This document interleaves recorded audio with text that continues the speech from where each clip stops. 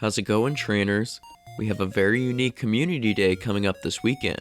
Besides the controversy surrounding its 3-hour runtime, this calm day will bring the debut of Stufful and Bewear to Pokemon Go. Bewear will also gain a brand new exclusive move, being Drain Punch. But just how good will this move be?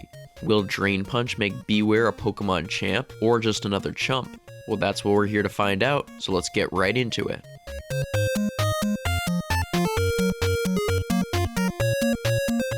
Welcome back, everyone. So April Community Day is almost here. The event runs on Saturday the 23rd from 2 to 5 p.m. local time. And as we said earlier, it will bring the debut of Stufful and Bewear. This is a very interesting move, as this is the first time a Pokemon line has debuted for a calm day. So the big question we'll be addressing today is how good for PvP will these Pokemon be? After all, it does take 400 candy to evolve Stufful, so is it worth all the effort? Well, first things first, let's look at its stats and combat power. As of right now, Bewear has a decent attack, a frail defense, and an incredibly high stamina.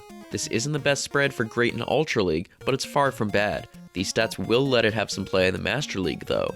Now let's take a look at its moves. As you can see, it has 2 mediocre fast moves and 1 really good move, so Shadow Claw is the obvious choice here, definitely not Tackle or Low Kick. As for charged moves, Bewear has access to Superpower, Stomp, Payback, and the exclusive move of Drain Punch. Before we establish how good it is in each league, let's take a look at its brand new move.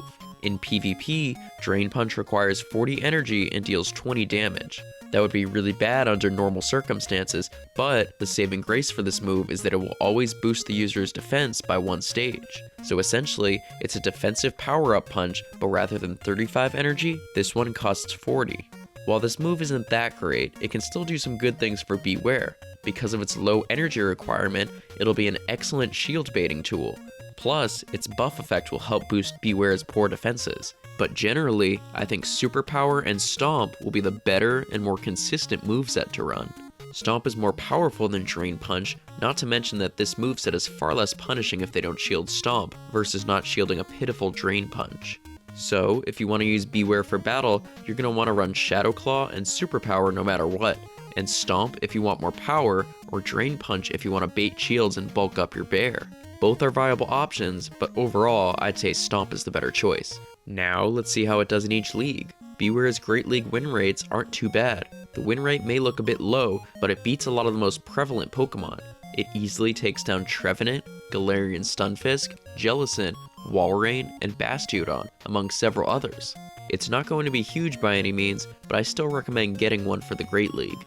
As for the Ultra League, it unfortunately does far worse. Bewear can still pick up some nice wins like Snorlax and Melmetal, but there's a lot more Pokemon that overpower this normal and fighting type. There's more counter users, more Charmers, and just a bunch more Pokemon who beat this poor bear. While this league may be the worst of the 3 for it, it wouldn't hurt to have one just in case. Finally, we move to the Master League. The numbers for Bewear in the Open Master League are pretty abysmal. Unfortunately, too many legendaries overpower it. However, there's still a reason to power up a Perfect, and that's for the Master League Premier Cups. We haven't seen this cup in a while, but when it does return, Bewear will be a pretty decent player for it. Dragons, fairies, and fighting types will give Bewear a hard time, but it'll do quite well against the rest of the meta. So if you do find a Perfect or a high IV one, definitely save it. So overall, Bewear is a bit of a mixed bag. It's not going to rock the meta even with an exclusive move, but it's a nice to have kind of Pokemon. A normal type with Shadow Claw is pretty unique too. But that just about wraps up this Community Day analysis. If you enjoyed this video and want to see more analyses, be sure to give it a thumbs up. This Community Day will definitely be interesting, considering they're also testing the old 3-hour time frame. James and I will be discussing our Stufful Community Day experiences next week. Personally, I prefer the 6-hour calm days, but we'll save that discussion for next week, so make sure you're subscribed so you don't miss that video along with future analyses. Until next time though, I hope you have a great calm day, and we'll see you in the next video.